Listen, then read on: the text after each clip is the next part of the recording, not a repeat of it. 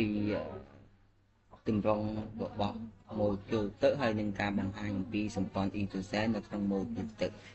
នេះគឺទម្រង់របស់ម៉ូគូលទឹកដែលមានភាពប៉ូឡែបាទអានេះបន្ទុកដោយផ្នែកបូកអានេះដោយផ្នែកបូកអាកាដាហើយអូសែនគឺដោយផ្នែកបូកពីរដងសងខាងអបជួរគ្នាអញ្ចឹងអានេះដកដោយផ្នែកបូកអានេះដោយផ្នែកបូកជាអានេះដោយផ្នែកដកចឹងរូប A polar water molecule ចង់និយាយថា molecule polar B គឺបង្ហាញអំពីសម្ព័ន្ធនៅក្នុងទឹកគឺសម្ព័ន្ធអ៊ីដ្រូសែនអញ្ចឹងនៅក្នុងទឹកសម្ព័ន្ធអ៊ីដ្រូសែននៅក្នុងនេះគឺវាមានលក្ខណៈកាច់កុងបាទកាច់កុងចឹងអញ្ចឹងអាតូមរបស់អុកស៊ីសែនរបស់អុកស៊ីសែននេះអាតូមរបស់អុកស៊ីសែននេះគឺបង្កើតនៅកម្លាំងអន្តរម៉ូលេគុលរវាងអាតូមអ៊ីដ្រូសែនមួយទៀតអានឹងហៅថាកម្លាំងអន្តរម៉ូលេគុលរបស់ម៉ូលេគុល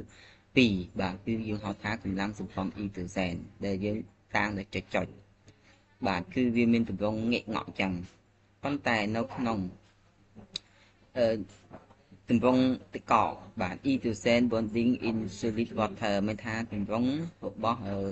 សម្ព័ន្ធ hydrogen នៅក្នុងទឹកតែភាពដូចជាអង្គធាតុរឹងយើងហៅថាទឹកកកចុះវាមានទម្រង់វាច្បាស់លាស់បាទគឺវាទម្រង់ដូចបងសែនអញ្ចឹងវាលក្ខណៈរឹងមាំបាទមានទម្រង់ច្បាស់លាស់ហេតុនេះហើយបានវាធ្វើឲ្យទឹកហ្នឹងនៅក្នុងទម្រង់មួយគឺវាហ្នឹងគឺកើតពីចងសម្ព័ន្ធគ្នាគឺវាបង្កើតនៅប្រហោងបាទប្រហោងហ្នឹងឲ្យធ្វើឲ្យទឹកកកហ្នឹងវិមាត្រកកមានមាត្រធំជាងទឹកកកមិនកកបាទចាអានេះអាចបត់បែនបានអញ្ចឹងវាធ្វើឲ្យមាត្រតូចដល់ពេលអានេះទម្រង់វាច្បាស់លាស់វាធ្វើឲ្យមាត្ររបស់វាហ្នឹងកើនឡើងបាទកាលណាមាត្ររបស់វាកើនឡើងម៉ាស់នៅអណ្ដែតចឹងទឹកកកអាចអណ្ដែតនៅលើទឹកបានបាទអញ្ចឹងឧទាហរណ៍នេះគឺម៉ូលេគុលរបស់ទឹកបាទមានទម្រង់